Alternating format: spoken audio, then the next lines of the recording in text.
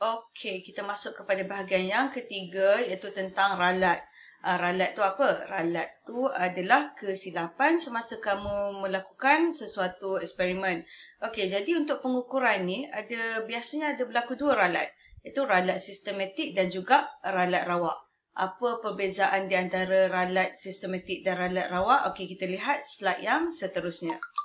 Okey, ralat sistematik. Ralat sistematik ni disebabkan oleh alat pengukur itu sendiri yang kurang tepat. Ada masalah pada alat pengukur. Okey, contoh bagi ralat sistematik adalah ralat sifar. Okey, kita tengok gambar rajah kat sebelah sini ya.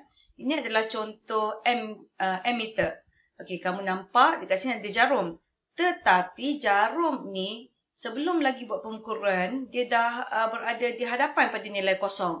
Jadi dah situ ada ralat sifar. Ralat ini dipanggil sebagai ralat sistematik yang disebabkan oleh alat pengukur kamu ada masalah. Jadi macam mana nak atasi masalah ralat sifar ni? Caranya adalah kamu perlu gunakan alat pengukur yang lain. Maksudnya kalau kamu ada ammeter, 3-4 ammeter, yang dah tentu dah yang ni rosak, jangan guna yang ni, gunakan ammeter yang lain untuk dapatkan bacaan yang lebih tepat. Okey, itu ralat yang pertama, ralat sistematik.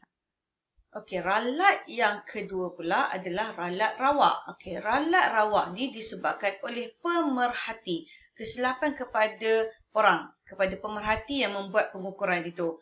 Okay, contoh ralat rawak adalah ralat parallax seperti yang cikgu dah terangkan sebelum ni ya. Ralat parallax yang disebabkan oleh kecuaian pemerhati ataupun dia salah teknik nak buat bacaan. Okey, tengok gambar rajah dekat sini ya. Ada gambar pembaris kat situ dan kalau kamu dapat lihat objek yang diukur ni dekat sini ada tanda kat sini. Sepatutnya mata kamu berada berserenjang dengan paras skala bacaan. Bukan baca dari sebelah kiri ataupun baca daripada sebelah kanan. Kalau kamu baca sebelah kiri nampak bacaan tu dapat 8.2 cm. Baca sebelah kanan dapat 8.5, dapat lagi panjang. Sedangkan bacaan yang sebenarnya adalah 8.3 cm. Jadi kedudukan kamu perlulah setentang, berserenjang, selari dengan skala bacaan. Itu kalau kes pembaris. Kalau kes untuk bacaan isi padu air pula, okey, kalau kamu letakkan sesuatu cecair dalam silinder penyukat, kamu akan nampak ada lekukan sebenarnya, lekukan pada silinder penyukat. Paras air ini dipanggil sebagai meniskus air. Jadi di manakah kedudukan mata kamu yang sepatutnya? Dekat atas ni ke, dekat sini ke, dekat sini ke, kat mana satu? Okey, kita kena cari paras lekukan yang terendah. Okey, paras yang terendah di sini ya. Okey, lekukan air yang terendah adalah pada nilai dekat sini. Bukan baca dekat paras air yang ini ataupun baca di tengah-tengah. Meniskus air, kena ingat paras air adalah pada lekukan yang paling bawah. Jadi untuk mengatasi masalah disebabkan oleh ralat parallax ini, okey, kamu perlulah ambil perhatian dua perkara. Yang pertama, pastikan kedudukan mata kamu tu selari dengan paras meniskus air. Okey, iaitu berserenjang, bersetentang dengan skala pada alat pengukur. Okey, yang kedua, kalau rasa macam tak berapa nak yakin dengan kedudukan mata kamu, kamu perlu ulang bacaan pengukuran kamu sebanyak sekurang-kurangnya 3 kali. Okey, kalau kita beramali di makmal, memang cikgu wajibkan kamu untuk mengulang setiap kali bacaan pengukuran sebanyak 3 kali. Dan kamu dapatkan purata bacaan. Ini semua kenapa cikgu ulang 2-3 kali ni? Nak bagi kerja tambah ke apa? Bukan. Sebenarnya itu adalah salah satu cara untuk mengatasi masalah ralat parallax yang disebabkan oleh kesilapan kamu semasa membuat bacaan pengukuran. Okey, jadi selesai dua-dua jenis ralat iaitu ralat parallax dan juga ralat sifar. Okey, ini adalah rumusan bagi kedua-dua jenis ralat.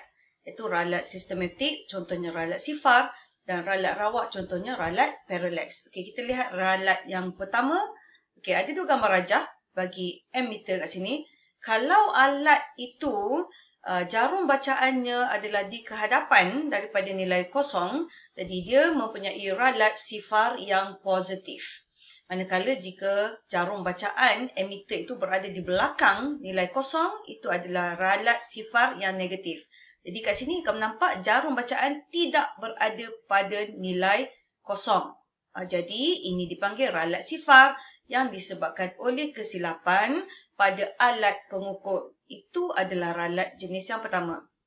Ralat bagi jenis yang kedua itu ralat rawa, iaitu ralat parallax contohnya, yang mana disebabkan oleh si pemerhati yang membuat pengukuran. Jadi, mata kamu perlulah berserenjang, iaitu selari dan setentang dengan skala bacaan. Dan untuk mengatasi masalah ralat parallax pada bacaan arus elektrik, diletakkan cermin anti-parallax. Okey, dapat lihat di sini ada cermin anti-parallax pada emitter supaya dapat memantulkan imej jarum pada pada emitter ni.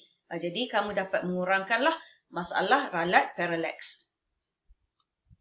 Okey, selesai tiga objektif pembelajaran untuk hari ini.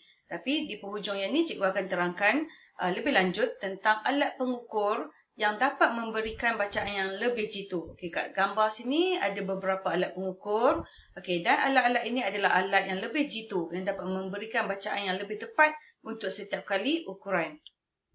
Okey, untuk menyukat jisim, biasanya kita gunakan penimbang lah. Okey, penimbang yang ada jarum tu. Tapi untuk lebih jitu dan lebih tepat, kamu boleh gunakan penimbang digital. Kamu letak je apa-apa barang atas ni, terus akan dapat nilai bacaan angka-angka ini yang terpapar. Jadi ini adalah penimbang digital dan dia adalah lebih jitu dan lebih tepat berbanding dengan penimbang yang biasa kamu gunakan yang guna jarum tu.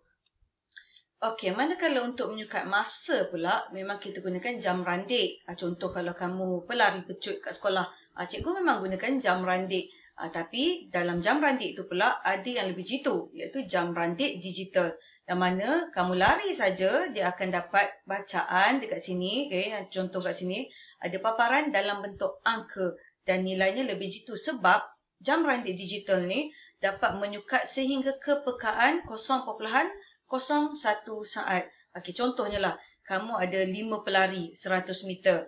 Okay, masing-masing lari nak sampai kat jalan penamat tu hampir sama. Tapi yang mana satu yang sampai awal? Jadi kita akan lihat pada paparan jam randik digital kat sini yang walaupun bezanya sikit saja dengan perbezaan 0.01 saat, kita dapat tentukan siapa johannya. Kalau guna jam randik yang analog yang guna jarum tu, jadi susah sikit sebab dia kepekaan dia kurang berbanding dengan jam randik yang digital. Okey, untuk menyukat suhu pula, kita ada termometer. Tapi yang lebih tepat, jika kamu gunakan termometer yang digital, ada keluar nombor-nombor dekat sini. Bukan lagi yang gunakan termometer makmal ataupun termometer klinik yang guna mercury. Kalau guna mercury tu, kamu nak kena tengok dia mengembang sampai berapa paras. Jadi lambat sikit dan mungkin akan berlaku ralat parallax sebab kedudukan mata kamu. Jadi, bila kita gunakan termometer yang digital kat sini, kamu letak saja pada objek dan dia akan terus dapat nilai angka dekat sini. Jadi itu lebih tepat dan lebih jitu dan kepekaan dia sehingga 0.1 darjah Celsius. Okey, alat ini pula adalah emitter digital yang digunakan untuk menyukat arus elektrik.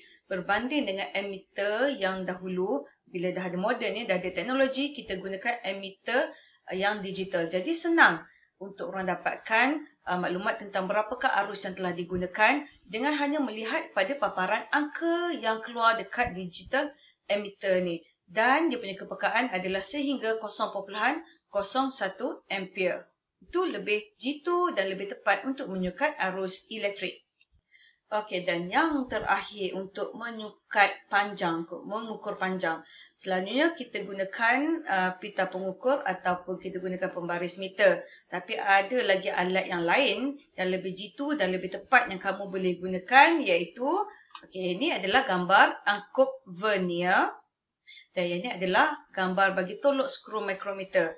Mungkin ada yang pernah nampak dan mungkin ada yang tak pernah langsung nampak dua alat ni. Dan dua-dua alat ini sebenarnya lebih jitu, lebih tepat.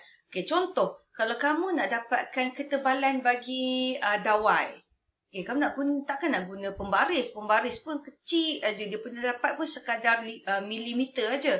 Kalau kata dawai tu lagi halus, berapa tebal dawai? Jadi kita perlu gunakan kedua-dua alatan ini, dan yang sesuainya adalah tolok skru micrometer contohnya untuk menyukat ketebalan dawai. Sebab dia nilai dia boleh memberi nilai yang lagi kecil-kecil lagi. Jadi yang ini, alat ini lebih tepat dan lebih jitu untuk mengukur sesuatu panjang berbanding dengan kamu gunakan pembaris meter ataupun pita pengukur.